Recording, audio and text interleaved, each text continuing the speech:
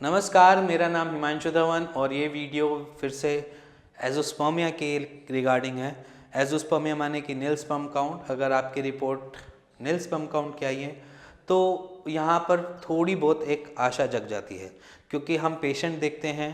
Patient में एक सामने नई रिपोर्ट आई है कि वो बेसिकली उनको जो दिक्कत थी नील स्पर्म काउंट की थी, उनका सिर्फ और सिर्फ हमने 1 मंथ का ट्रीटमेंट किया, जिसकी वजह से जो आज की डेट में जहाँ पर वो स्टैंड करते हैं उनकी जो रिपोर्ट है वो बस 40 मिलियन स्पर्म काउंट है। साथ में उनकी मोटिलिटी जो है वो 30% है, जो आज की डेट में अभी कम है मोटिलिटी, ओलिगोस्पर्मिया में स्टैंड करते हैं, बट एज़ोस्पर्मिया से बेटर है। अगर आज की डेट में वो IVF ट्राई करते हैं या IUI ट्राई करते हैं तो ज़्यादा हिट रेट है उनके सक्सेस होने के। तो अगर आप एज़ोस्पर्मिया के पेशेंट हैं और आप पैनिक कर रहे हैं किसी भी रीज़न से कि ये दिक्कत वो दिक्कत, ऐसी दिक्कत वैसी दिक्कत, क्या करूं क्या ना करूं, तो अगर आप खुद से ही चेक करना चाहते हैं कि आपका ट्रीटमेंट संभव है या नहीं है, तो सबसे पहले समझ लीजिए कि आपको 2 चीज़ों का करना चाहिए। सबसे पहली चीज़, अगर आप चाहते हैं कि मैं एक्चुअली ठीक हो पाऊँगा नहीं हो पाऊँगा, तो एक बारी FNAC का टेस्ट ज़रूर करवा लीजिए, क्योंकि FNAC का टेस्ट जो हमें रिस्पॉन्ड करता है वो ये रिस्पॉन्ड करता है कि आपके टेस्टिस के अंदर स्पर्मेटोजेनेसिस का प्रोसेस चल रहा है या नहीं चल रहा है। और दूसरा ट्रायल क्या कर सकते हैं आप, दूसरा ट्रायल आप एक चीज़ और कर सकते हैं, बायोप्सी का।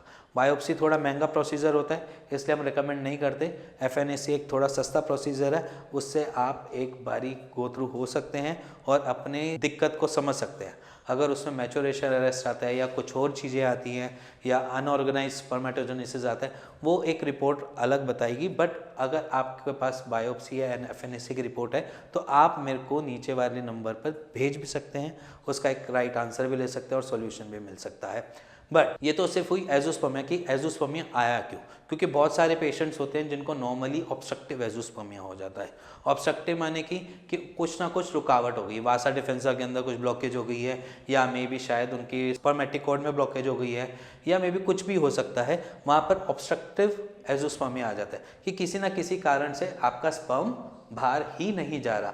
वासा डिफेंसा में अगर ऐसी दिक्कत आती है तो आपका स्पर्म सीमेन के अंदर मिलता ही नहीं है। आपका जो ट्रांसपेरेंट जो आपका सीमेन है वो ट्रांसपेरेंट सा लगता है, वो ट्रांसपेरेंसी हो जाती है।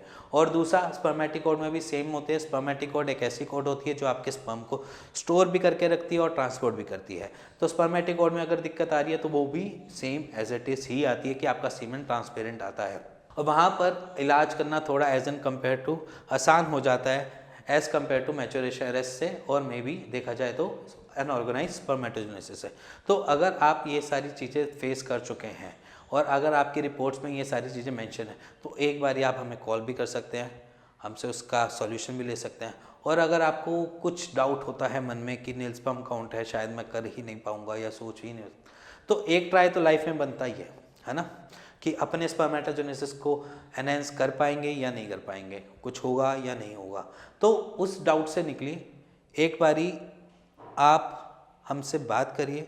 अगर उसका सॉल्यूशन निकलता है तो ठीक, नहीं निकलता तो ठीक। और इसके साथ अगर आपको ये वीडियो पसंद आई हो तो please like share bell icon दबा दीजिएगा। Thank you and thank you very much.